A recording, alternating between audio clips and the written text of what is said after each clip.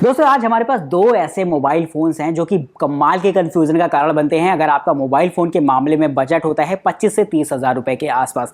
ये दोनों ही फ़ोन्स रहते हैं भाई, एक तरफ तो रहता है ओप्पो रेनो 10 और दूसरी तरफ रहता है रियलमी 11 प्रो प्लस। दोनों ही 5G फ़ोन्स हैं और इनका जो प्राइसिंग रहती है वो काफ़ी हद तक सिमिलर रहती है और फीचर्स भी बहुत ज़्यादा सिमिलर रहते हैं। इस वीडियो के अंदर हम आपको अपने ओपिनियन देने वाले हैं कि मैं इन दोनों में से अगर किसी एक बॉक्स को परचेस करने वाला हूँगा तो मैं भाई क्या खरीदूंगा, ये सब कुछ आपको पता चलेगा इस वीडियो के अंदर। लेकिन उससे पहले आपसे रिक्वेस्ट है, चैनल को सब्सक्राइब करिएगा, वीडियो पसंद आए तो लाइक करना बिल्कुल मत भूलेगा। ये फोन्स मेरे को मिले हैं DKG मोबाइल्स की तरफ से, तो अगर आप परचेस करना चाहते हैं तो उनके लिंक्स आपको डिस्क्रिप्शन बॉक्स में देखने को मिल जाएंगे। चलिए ओपन करते हैं इन बॉक्सेस को। तो दोस्तों फाइनली हमारे पास यहाँ पर दो बॉक्सेस अवेलेबल हैं जहाँ पर आपको बहुत सारी सिमिलैरिटीज भी देखने को मिलेंगी। सबसे पहले तो यहाँ पर पैकिंग के बारे में बात करते हैं तो यहाँ पर तो आपको काफ़ी सारे डिफरेंसेस देखने को मिल जाते हैं। एक तरफ ओप्पो है, दूसरी तरफ रियलमी है। बॉक्स के अगर बैक पर देखते हैं तो आपको काफ़ी सारी इन्फॉर्मेशन रियलमी में तो देखने को मिल जाती है, बट ओप्पो एकदम नीट एंड क्लीन रहता है। सबसे पहले तो यहाँ पर मैं आपको एक बारे में बताना चाहूँगा, वो ये है कि यहाँ पर आपको अलग अलग काफ़ी सारे वेरियंट्स देखने को मिल जाएंगे दोनों ही फोन्स में, जिन्हें कि आप डिस्प्ले पर ओवरव्यू कर सकते हैं। मैंने इन्फॉर्मेशन आपको दे दी है। चलिए दोस्तों फटाफट ओपन करते हैं, इनकी एक्सेसरीज को टेबल पर निकाल कर रखते हैं कि भाई क्या क्या चीजें आपको बॉक्स के अंदर देखने को मिली है। तो बॉक्स के अंदर ये सारी चीजें देखने को मिल जाती हैं। सबसे पहले तो अगर हम बात करें यहाँ पर भाई इनके चार्जर के बारे में, तो ये काफी भारी भरकम चार्जर आपको दोनों में ही देखने को मिल जाते हैं। सबसे पहले अगर हम देखते हैं यहाँ पर ओप्पो को तो 67 वॉट का सुपर वोक चार्जर देखने को मिल जाता है, वही रियलमी में आपको 100 वॉट का सुपर वोक चार्जर देखने को मिल जाता है। तो ये अंतर आपको थोड़ा ठीक ठाक देखने को मिल जाता है। लगभग आपका 33 वॉट का डिफरेंसेस रह जाते हैं दोनों ही चार्जर में, जो कि थोड़ा सा गौर आप कर सकते हैं। साइज वाइज देखा जाए तो काफी हद तक एक जैसे होते हैं, बट यहाँ पर रियलमी देखा जाए तो थोड़ा सा और भी ज्यादा हैवी नजर आएगा क्योंकि थोड़ा सा साइज में ये और बड़ा होता है। तो ये चीज थोड़ा सा मायने रखेगी क्योंकि दोनों में ही 5000 mAh की बैटरी दे रखी होती है और ऐसे में अगर आपको 100 वॉट की चार्जिंग मिलती है तो परफॉर्मेंस आपको वाकई काफी अच्छी देखने को मिलेगी। दोनों में ही ये टाइप सी केबल देखने को मिल जाती है जहां पर कोई भी डिफरेंसेस मेरे को नजर नहीं आ रहे हैं, तो ये कहीं ना कहीं यहाँ पर सिमिलैरिटी होती है। साथ ही आपको ये दोनों में पेपर वर्क वगैरह देखने को मिल जाते हैं जिन्हें कि आप ओवरव्यू कर सकते हैं। और नेक्स्ट आपको देखने को मिल जाते हैं ये केस कवर, जो कि कहीं ना कहीं आप यहाँ पर देख सकते हैं कि काफी ज्यादा अलग से नजर आ रहे हैं क्योंकि भाई फोन का लुक भी अलग है और ऐसे में इनकी क्वालिटी में भी मेरे को अंतर देखने को मिला है। ओप्पो का केस कवर मेरे को थोड़ा सा ज्यादा टाइट नजर आया है, जबकि कंपैरिजन करें अगर हम इसकी रियलमी से तो यहाँ पर मेरे को काफी मुलायम सा केस कवर नजर आया है। वहीं दोस्तों ओप्पो के जो साइड्स रहते हैं वो आपको मैट फिनिश में दे रखे होते हैं और यहाँ पर आपको हाई ग्लॉस फिनिश दे रखा होता है यहाँ पर रियलमी में। तो ये एक आपको अंतर केस कवर में इनके देखने को मिल जाएगा। बाकी अभी हम लोग फटाफट इन फोन्स को सेटअप कराते हैं और फिर आपसे इनके फीचर्स के बारे में बात करते हैं। तो दोस्तों यहाँ पर बेहद सिमिलर से दिखने वाले ये दोनों फोन्स हमारे हाथों में रहते हैं। सबसे पहले डिस्प्ले को देखते हैं तो काफी हद तक इसमें आपको सिमिलैरिटी देखने को मिल जाएगी। अगर आप यहाँ पर गौर करेंगे तो यहाँ पर दोनों के साइजेस भी लगभग एक जैसे ही नजर आ रहे हैं, क्योंकि यहाँ पर साइजेस होते भी एक जैसे ही हैं, क्योंकि इसमें आपको 6.7 इंचेस का दोनों में ही AMOLED पैनल दे रखा होता है जो कि HDR10+ के सपोर्ट के साथ आता है। साथ ही दोस्तों एक चीज यहाँ पर और कॉमन दे रखी होती है, वो है कहीं ना कहीं इनका रेजोल्यूशन। दोनों में ही आपको जो है इक्वल रेजोल्यूशन फुल HD+ का देखने को मिल जाता है, जिसकी वजह से पिक्सल डेंसिटी आपकी 394 पिक्सल पर इंचेस की होने वाली है, यानी डिस्प्ले में आपको कोई भी खास अंतर नजर नहीं आएंगे। वहीं 120 हर्ट्ज का रिफ्रेश रेट जो इसका रहता है वो आपको एक कमाल की स्मूथनेस देगा, जिससे कि आप जब इसे यूज करेंगे तो फील भी कर सकते हैं। तो दोस्तों यहाँ पर अगर आप देख पा रहे होंगे कि दोनों की डिस्प्ले यहाँ पर कर्व्ड रहती है, जो कि देखने में वाकई काफी अच्छी नजर आ रही होंगी। तो ये चीज मेरे को पर्सनली काफी इंटरेस्टिंग लगी है इनकी डिस्प्ले के बारे में।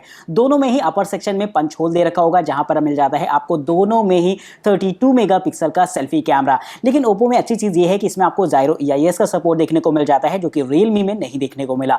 साथ ही दोनों से ही आप जो है 1080 पिक्सल की वीडियो 30 FPS पर रिकॉर्ड कर सकते हैं। अब अगर बात करी जाए एक बार जाकर इनकी साइड की, तो यहाँ पर भी आपको सिमिलैरिटीज देखने को मिल जाती हैं, क्योंकि दोनों में ही आपको पावर बटन के साथ साथ साइड में वॉल्यूम कीज भी दे रखी होती हैं। और दूसरी तरफ अगर आप देखेंगे तो एकदम नीट एंड क्लीन नजर आएंगे दोनों के ही फ्रेम।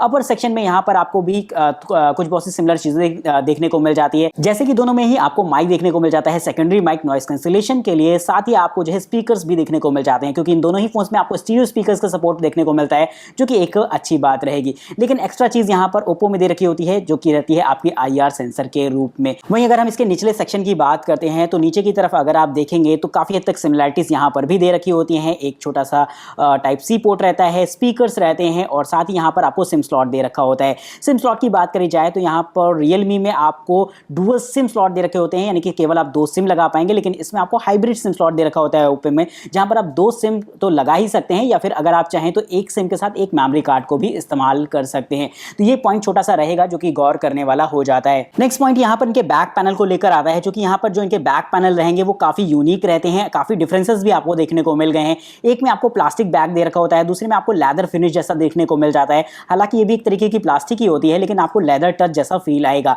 चूंकि दोनों में ही आपको नीचे की तरफ ब्रांड बैजिंग देखने को मिल जाती है ओप्पो और रियलमी की, जो कि कहीं ना कहीं थोड़ा सा अट्रैक्टिव बना देती है इसके लुक को।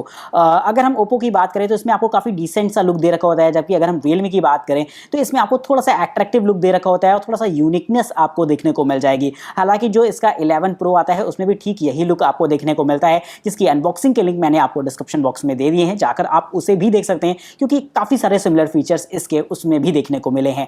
अगर हम बात करें दोनों की लुक की तो मेरे को दोनों ही काफी इंटरेस्टिंग लगे हैं। कैमरा सेटअप दोनों में ही काफी यूनिक दे रखे हैं। कैमरा की बात चल रही है तो मैं बताना चाहूंगा कि आपको ओप्पो में 64 मेगापिक्सल के प्राइमरी लेंसेज दे रखे होते हैं, 8 मेगापिक्सल के अल्ट्रा वाइड एंगल लेंसेज और 32 मेगापिक्सल के आपको टेलीफोटो लेंसेज देखने को मिल जाएंगे। इसमें आपको जायरो EIS का सपोर्ट भी देखने को मिल जाता है रेनो 10 में। साथ ही अगर हम रियलमी की बात करते हैं तो इसमें आपको 200 मेगापिक्सल के प्राइमरी लेंसेज दे रखे होते हैं, 8 मेगापिक्सल के अल्ट्रा वाइड एंगल लेंसेज होते हैं, 2 मेगापिक्सल के मैक्रो लेंसेज दे रखे होते हैं। जायरो EIS का सपोर्ट इसमें भी आपको देखने को मिल जाएगा इसके बैक कैमरा में। और इन दोनों ही कैमरा से आप अगर वीडियो रिकॉर्डिंग की बात करें तो 4K वीडियो 30 FPS पर रिकॉर्ड कर सकते हैं। कहीं ना कहीं थोड़ी सी सिमिलरिटीज हैं, बट कैमरा की जो नंबर्स हैं यानी कि 64 और 200 इनमें थोड़ा सा आपको अंतर देखने को मिल गया है। क्वालिटी के बारे में आगे जाकर बात करेंगे क्योंकि पहले यहाँ पर बात करनी पड़ेगी एक बार इसकी इंटरनल स्पेसिफिकेशंस के बारे में। तो चलिए दोस्तों चलते हैं इसकी सेटिंग्स में और सेटिंग में जाकर देखते हैं कि भाई आपको क्या क्या चीज़ें दे रखी होती हैं। तो काफ़ी हद तक यहाँ पर सिमिलर आपको UI भी देखने को मिल जाएगा कलर OS और रियलमी UI का। इस जगह पर काफ़ी सारी इन्फॉर्मेशन वगैरह दे रखी होती है, लेकिन अगर हम मेन पॉइंट्स की बात करें तो सबसे ज़्यादा इंपॉर्टेंट पॉइंट यहाँ पर प्रोसेसर का आता है, क्योंकि इन दोनों ही फोन्स में प्रोसेसर भी आपको सिमिलर ही देखने को मिल जाता है। Dimensity 750 के साथ ये दोनों ही प्रोसेसर काफ़ी ज़बरदस्त और गेमिंग परफॉर्मेंस आपको काफ़ी बेहतर देने वाले हैं। ये चीज़ पर्सनली मेरे को काफ़ी इंटरेस्टिंग लगी है, जो कि इन दोनों ही फोन्स को कंपटीशन कहीं ना कहीं इसमें थोड़ा सा तगड़ा कर देती है। अगर आप देखेंगे यहाँ पर इनकी रैम में तो यहाँ पर आपको एक छोटा सा अंतर देखने को मिल जाएगा। वो ये रहता है कि रैम एक्सपेंशन अगर आप करते हैं तो 8 GB का हाईएस्ट एक्सपेंशन आपको ओप्पो रेनो 10 में दे रखा होता है, वहीं यहाँ पर 12 GB का हाईएस्ट एक्सपेंशन दे रखा होता है 11 प्रो प्लस में। यानी कि ये थोड़ा सा अंतर आपको यहाँ पर गौर करके चलना पड़ेगा। लेकिन फिलहाल अभी इसे बंद करते हैं और बात करते हैं कि भाई आपको और क्या क्या चीज़ें देखने को मिल जाती हैं। एंड्रॉइड वर्जन यहाँ पर दोनों में ही आपको 13 देखने को मिल जाएंगे, जो कि जिनके अपडेट्स आपको फ्यूचर में जरूर से देखने को मिलेंगे। तो ये चीज़ रहती है जिससे कि आप ओवरव्यू कर सकते हैं इसके अबाउट फोन सेक्शन में जाकर। अब दोस्तों कैमरा की बात करनी होगी। कैमरा यहाँ पर काफ़ी लाजवाब होने वाले हैं। कुछ फोटोज़ वगैरह क्लिक करते हैं इनके कैमरा से, फिर आपके सामने एक बार फिर से हाजिर होते हैं। तो दोस्तों यहाँ पर मैंने कुछ फोटोज़ वगैरह क्लिक करके रखी हैं, जिन्हें कि आप यहाँ पर देख पा रहे होंगे। अभी मैंने नॉर्मल सेंसर से ही फोटोज़ क्लिक करी हैं। अभी हाई रेजोल्यूशन यानी कि 200 मेगापिक्सल और 64 मेगापिक्सल ऑन नहीं किया है। इसके बावजूद भी आप देख सकते हैं कि क्वालिटी आपको काफ़ी अच्छी देखने को मिल गई है। वहीं दोस्तों अगर आप यहाँ पर भी देखेंगे तो यहाँ पर मैंने हाई रेजोल्यूशन को ऑन कर लिया है और अब आप देख सकते हैं 64 मेगापिक्सल वर्सेस 200 मेगापिक्सल। काफ़ी डीप परफॉर्मेंस यहाँ पर आपको देखने को मिल जाती है, जिससे कि आप यहाँ पर गौर कर सकते हैं। कलर में एक माइनर अंतर है जो कि आप फील कर सकते हैं, कहीं ना कहीं इनकी ब्राइटनेस में अंतर आपको देखने को मिल गया है।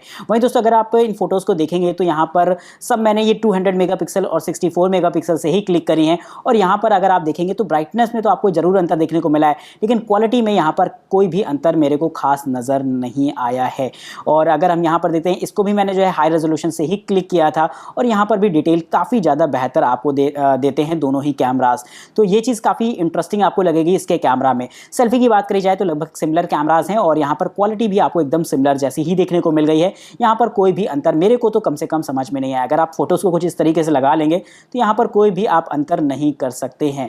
तो बाकी आप मेरे को कमेंट करके बताइएगा कि आपको दोनों की कैमरा परफॉर्मेंस कैसी लगी है। अभी आप इसके कुछ और भी पिक्चर सैंपल वगैरह देख रहे होंगे तो वहाँ पर भी आप मेरे को जज करके बताएं कि आपको इन दोनों में से किसका कैमरा ज़्यादा पसंद आया है। अब बात करते हैं फेस लॉक और फिंगरप्रिंट स्कैनर के बारे में। यहाँ मैं जैसे ही लगाता हूँ दोनों के ही लगभग सिमिलर टाइम पर ओपन हो रहे हैं। एक बार फिर से इस चीज़ को ट्राई करके देखते हैं। लगभग सेम टाइम पर दोनों के ओपन हो रहे हैं और यहाँ पर एक बार फाइनल ट्राई करके देखते हैं तो यहाँ पर मेरे को लगा है दोनों ही लगभग सेम टाइम पर ही ओपन हो रहे हैं। अब यहाँ पर मैं ऑन कराकर जैसे सामने लाता हूँ तो यहाँ पर ओप्पो थोड़ा सा तेज़ी के साथ ओपन हुआ है और जैसे आप इसे अपने सामने लाते हैं तो ओप्पो ने थोड़ा सा तेज़ी से रिस्पॉन्स दिया है, बट यहाँ पर आपकी बार रियलमी ओपन नहीं हुआ। एक बार फिर से ट्राई करके देखते हैं, जैसे सामने लाएंगे तो आपकी बार दोनों साथ में ओपन हुए हैं। एक बार फिर से इस चीज़ को ट्राई करके देखते हैं, लगभग साथ में ओपन हो रहे हैं, कोई खास डिले नहीं देखने को मिल रहा है। कभी ओप्पो पहले खुल जा रहा है, कभी रियलमी, यानी कि लगभग दोनों के ही परफॉर्मेंस इक्वल हैं फिंगरप्रिंट स्कैनर और फेस लॉक के मामले में। अब दोस्तों फाइनल रिव्यू के अंदर चलते हैं, जो कि सबसे ज़्यादा इंपॉर्टेंट है और मैं आपको बताऊंगा कि मुझे इन दोनों में से कौन सा फोन ज़्यादा ज़्यादा पसंद आया है। जिस कंपैरिजन के काफ़ी समय से चर्चे थे और लोग कंफ्यूज भी थे इन दोनों ही फ़ोन्स को लेकर, फाइनली मैंने इसे क्लियर कर दिया अपने इस चैनल पर। और अब मैं आपको रिव्यू दे देता हूँ कि मुझे इनमें से कौन सा फ़ोन पसंद आया। सबसे पहले तो मैं एक डिस्क्लेमर देना चाहता हूँ, क्योंकि अगर मेरे पास पैसे होंगे तो मैं इन दोनों ही फ़ोन्स को खरीद लूँगा। क्योंकि मतलब अगर हम फीचर्स के हिसाब से, सिर्फ लुक के हिसाब से इन्हें देखें तो मुझे ऐसा लगता है कि काफ़ी हद तक एक जैसे नज़र आ रहे हैं। और कोई भी 19-20 का अंतर अगर हम छोड़ दें तो कोई खास बहुत बड़ा अंतर मेरे को इनमें नहीं देखने को मिला है। यानी कि अगर मेरे को ऑप्शन दिया जाए तो मेरे को दोनों ही फ़ोन बहुत पसंद है, लेकिन अगर मेरे को कोई एक चुनना हो तो मैं आपको बताता हूं कि मैं कौन सा लूँगा। सबसे पहले बात करते हैं ओप्पो की। ओप्पो एक फ्लैगशिप लेवल रेनो सीरीज़ निकालता है, ये एक उसका पार्ट रहेगा रेनो 10। और यहाँ पर रियलमी की जो फ्लैगशिप सीरीज़ चली आ रही है रेनो 6, 5, 6, 7, 8, 9, 10, तो उसी हिसाब से यहाँ पर 11 भी आपके पास आ चुका है। और मैं यहाँ पर यही कहूँगा कि भाई ये रियलमी 11 प्रो प्लस अपने आप में ज़बरदस्त परफॉर्मेंस दे रहा है, ज़बरदस्त फीचर्स दे रहा है और साथ ही साथ कमाल का लुक भी ऑफर कर रहा है। तो यहाँ पर टक्कर तो बहुत हद तक आप देखेंगे कि मतलब कांटे की थी। डिस्प्ले के मामले में तो आप देख रहे होंगे कि कोई अंतर ही नहीं था। और साथ ही साथ यहाँ पर लगभग चार्जिंग की चार्जर को अगर हम छोड़ दें, एक तरफ 67 वाट और दूसरी तरफ 100 वाट, तो यहाँ पर भी बैटरी भी एक जैसी थी। और मैं इसे थोड़ा सा कंसीडर इसलिए नहीं करना चाहता क्योंकि 67 वाट भी बहुत तेजी के साथ चार्ज करेगा आपका फ़ोन, तो कोई बहुत बड़ा आपको अंतर हो सकता है देखने को ना मिले इनकी चार्जिंग परफॉर्मेंस में भी। हालांकि अंतर तो है, ये आपको गौर करना होगा और कहीं ना कहीं रियलमी आगे है, ये भी आपको मानना पड़ेगा। लेकिन कोई बहुत बड़ा अंतर इसलिए नहीं है क्योंकि आप अगर फ़ोन चार्जिंग पे लगाते हो तो आधे घंटे के लिए तो कम से कम रख ही दे दो, तो ऐसे में दोनों ही फ़ोन्स आपके हो सकता है चार्ज हो जाएं जल्दी से जल्दी। और डिस्प्ले के साथ साथ प्रोसेसर भी इक्वल मिला है, तो यहाँ पर भी कोई कंपटीशन बनता नहीं है। जो कंपटीशन बन रहा था स्पेशली वो मुझे लगा थोड़ा सा कैमरा के बारे में था।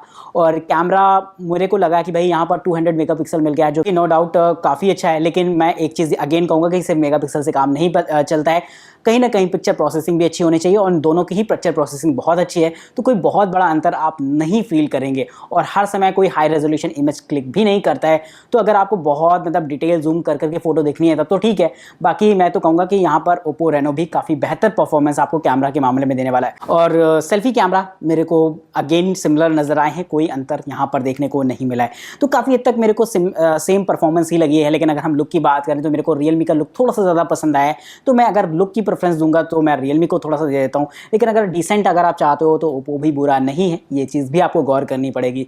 अब मैं अपना ओपिनियन देता हूँ कि अगर मेरे को इन दोनों में से कोई फ़ोन खरीदना पड़े तो मैं कौन सा खरीदूंगा, तो शायद मेरा खिंचाव इधर रियलमी की तरफ थोड़ा सा ज़्यादा हो रहा है क्योंकि इसका लुक मेरे को बहुत ही ज़्यादा पसंद आ रहा है। यहाँ पर आपको डिसेंट लुक दे रखा है और अगर हम इसकी प्रीवियस जनरेशन की बात करते हैं तो इसके मुकाबले मेरे को उनका लुक और भी ज़्यादा अच्छा लगता था। बट यहाँ पर मेरे को लगता है कि लुक के मामले में ओप्पो को थोड़ा सा और काम करने की ज़रूरत थी। लेकिन यहाँ पर रियलमी ने अपनी बेस्ट इन क्लास परफॉर्मेंस दी है, जिसके लिए एक लाइक तो उस फोन के लिए बनता है। बाकी आप कमेंट करके बताओ इन दोनों में से कौन सा फोन आपको ज़्यादा पसंद आया। आज की इस वीडियो में इतना ही, चैनल को सब्सक्राइब करेगा, वीडियो पसंद आई हो तो लाइक करना बिल्कुल मत भूलेगा।